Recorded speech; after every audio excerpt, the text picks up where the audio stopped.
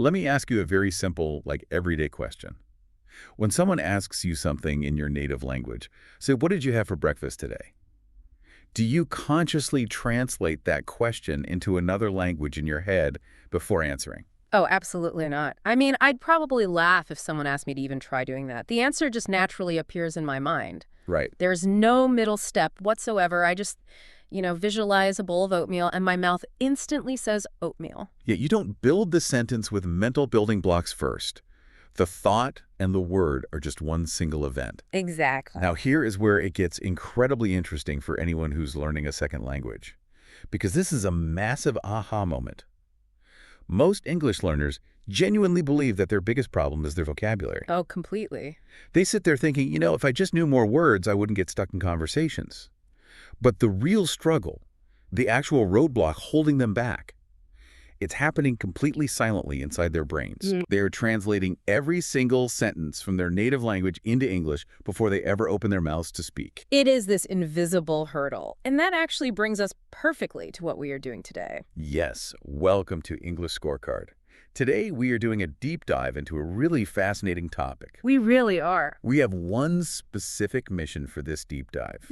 We are going to explore exactly why our brains force us to translate, why native speakers never have to deal with it, and, most importantly, how you, yes, you listening right now, can actively train your brain to think directly in English. Because once you understand the underlying mechanics of this mental translation, it completely changes how you approach speaking. It totally does. So let's start by unpacking the physical reality of this mental delay, because it is a physical, measurable thing happening in your neural pathways. Right, it's not just in your head. Well, it is, but you know what I mean. Exactly. We aren't just talking about a vague feeling of being stuck.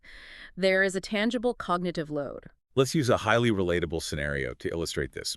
Imagine two people are standing in line at a busy, loud coffee shop. Oh, I know this feeling. The barista looks up, wipes the counter, and asks, "What can I get for you?" Oh, the pressure of the coffee shop line. It's the worst. The people behind you are tapping their feet. The espresso machines are hissing. It is a very real high-pressure environment. So person A, in our scenario, is a native speaker. They see the espresso machine, they smell the roasted beans, they instantly feel the desire for caffeine, and they say, "I'll have a coffee." Boom. Done. Yeah, the gap between the sensory experience and the words is basically zero. Right. Now let's look at person B, who is an English learner. They see the exact same espresso machine. They smell the exact same beans.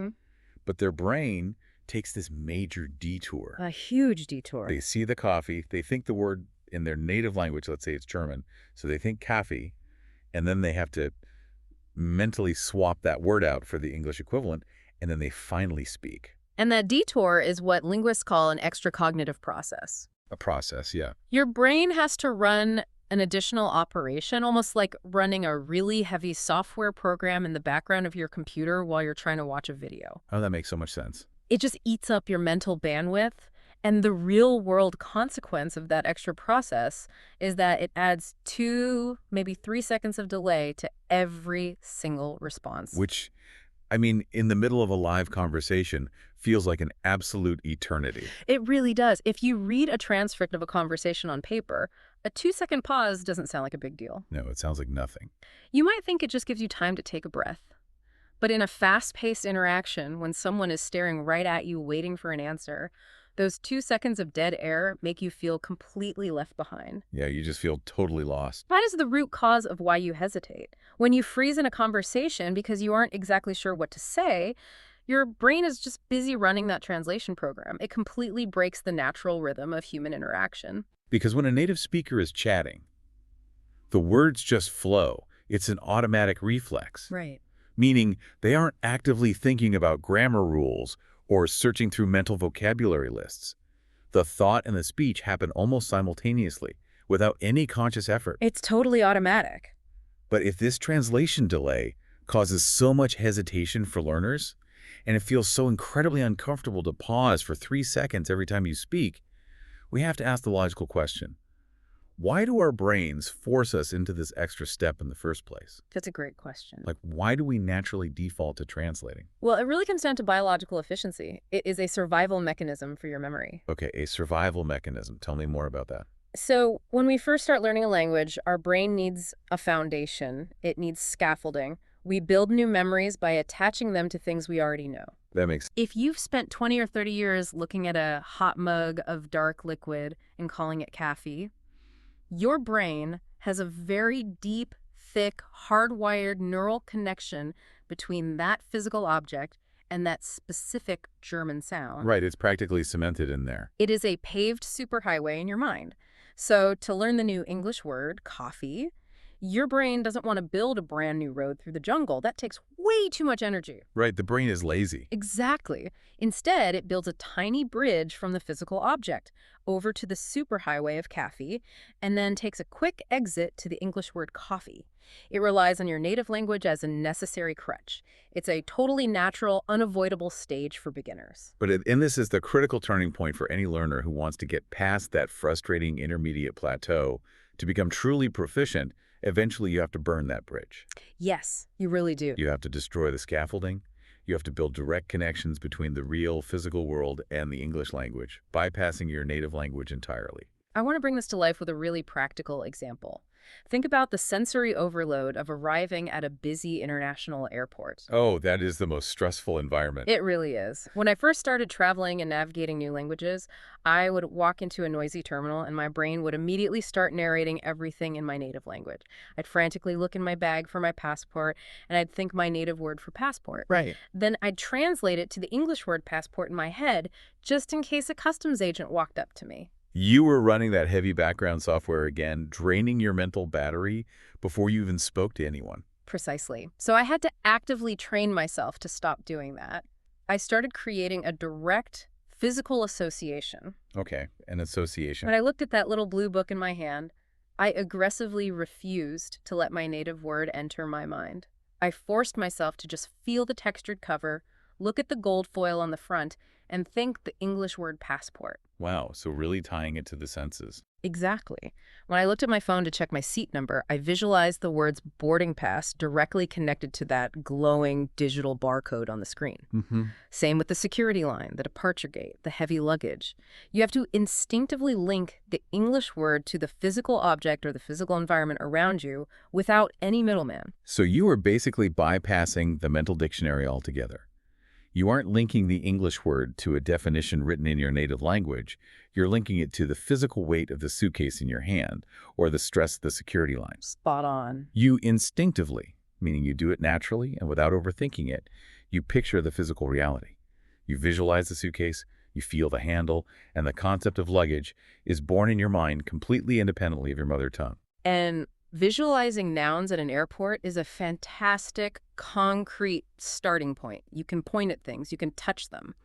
But where learners really hit a massive wall, where they get hopelessly trapped in that translation cycle, is when they try to move past single objects and put those words into full, complex, abstract sentences. This is the danger zone for language learners. When you move from simple nouns to expressing feelings, opinions, or complex thoughts, the urge to translate becomes incredibly powerful. It really does. There are three massive traps that learners fall into here. The first is translating word by word. Languages simply don't map onto each other perfectly. The grammar structure is different. The historical idioms are different. Right, you can't just swap the words one for one. If you translate a sentence word for word from your native language into English, it almost always sounds unnatural, and sometimes it creates complete confusion. Because you are entirely ignoring the context. You are stripping away all the surrounding situational details that give a word its actual nuanced meaning in English. And that leads directly to the second trap, which is memorizing isolated vocabulary without any context at all. Oh, flashcards. Exactly. If you just memorize a list of 50 verbs on a set of flashcards, your brain has absolutely no idea how to actually deploy them in a real, unpredictable conversation. Yeah, knowing the word isn't the same as knowing how to use it. But the third trap is perhaps the most paralyzing of all.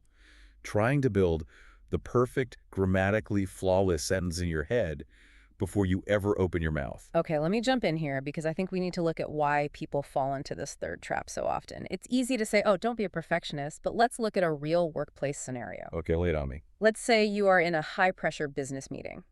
Your boss is sitting right across the table from you. The biggest clients of the year are watching on a video call, and someone asks you a direct, highly complicated question about a drop in the quarterly financial report. Oh, that sounds terrifying. In that specific environment, precision matters, right?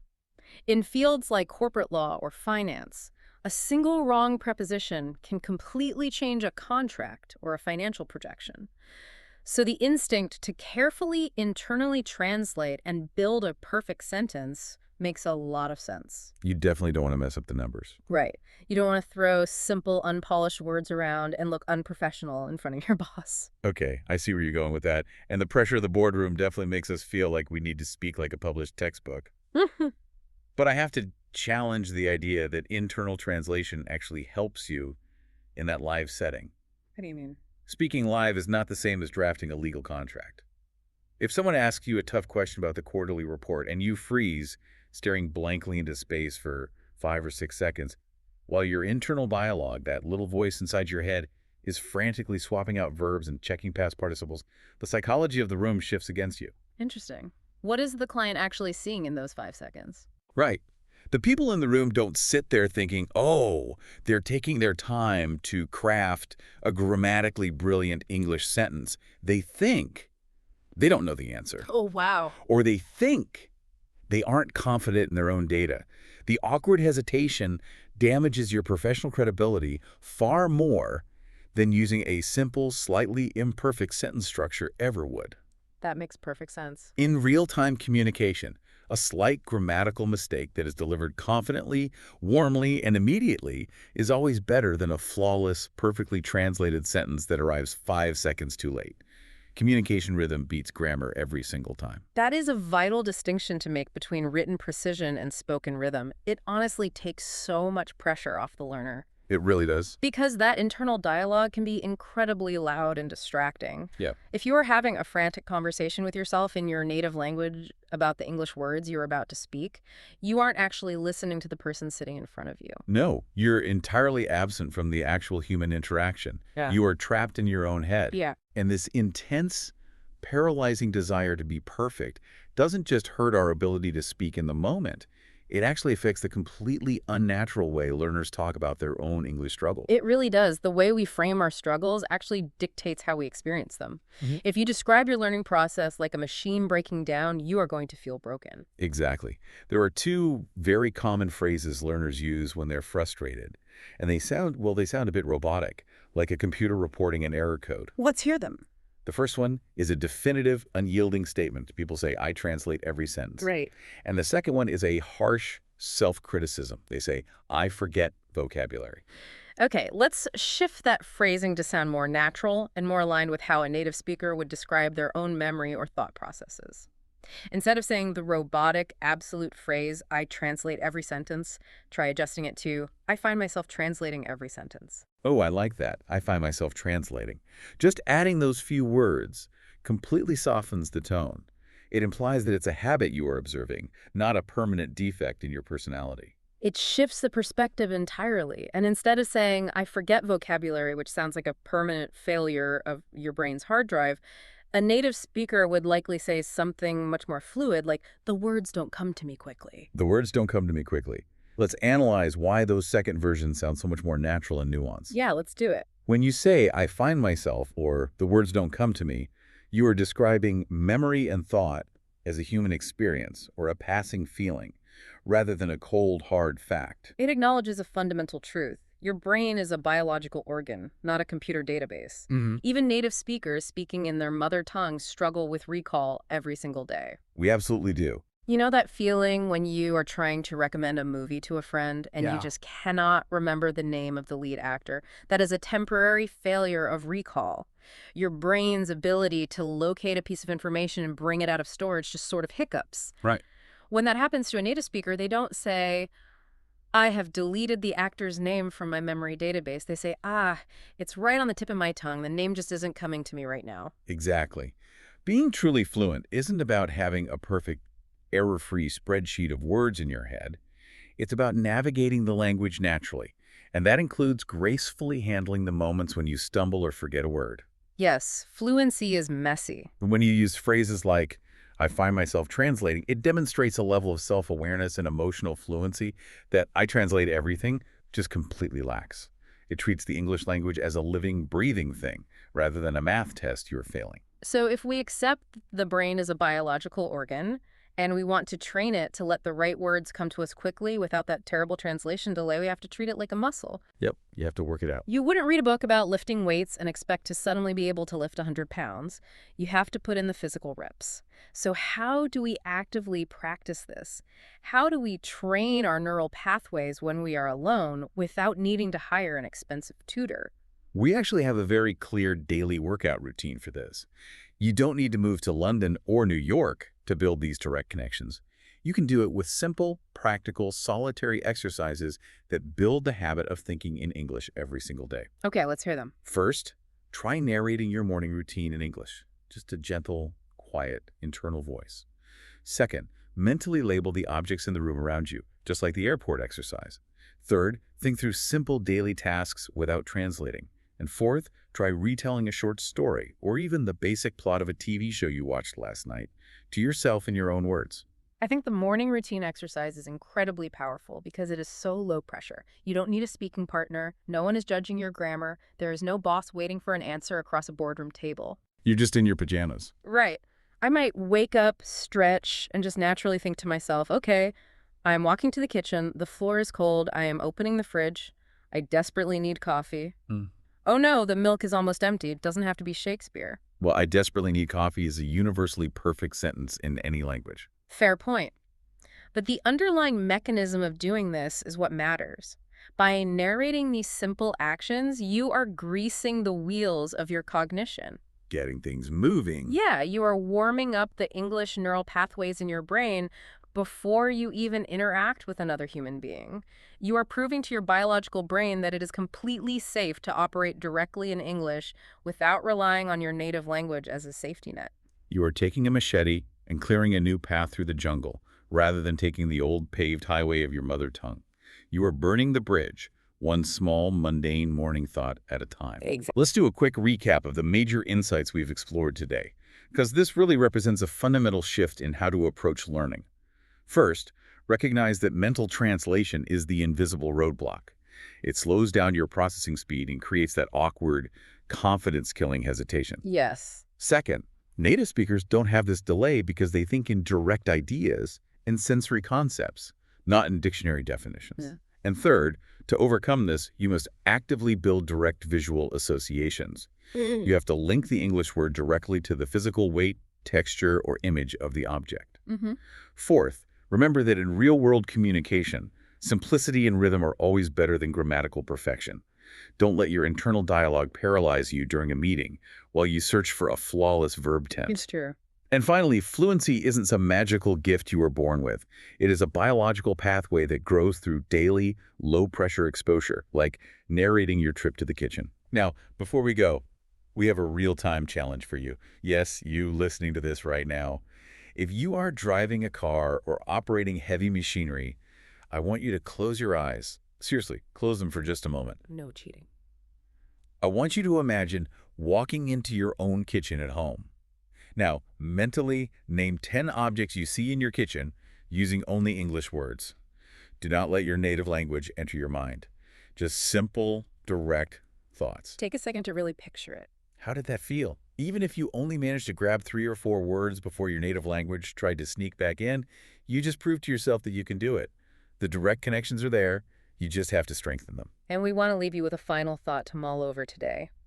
If you actively work to drop that translation filter, if you just stop trying to perfectly translate everything, you will likely be completely surprised by just how much English you actually already know. That is such a good point. The words are in there. You just have to let them out.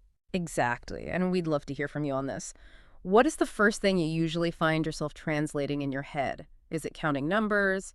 Is it telling the time? Is it specific workplace jargon? Notice it today.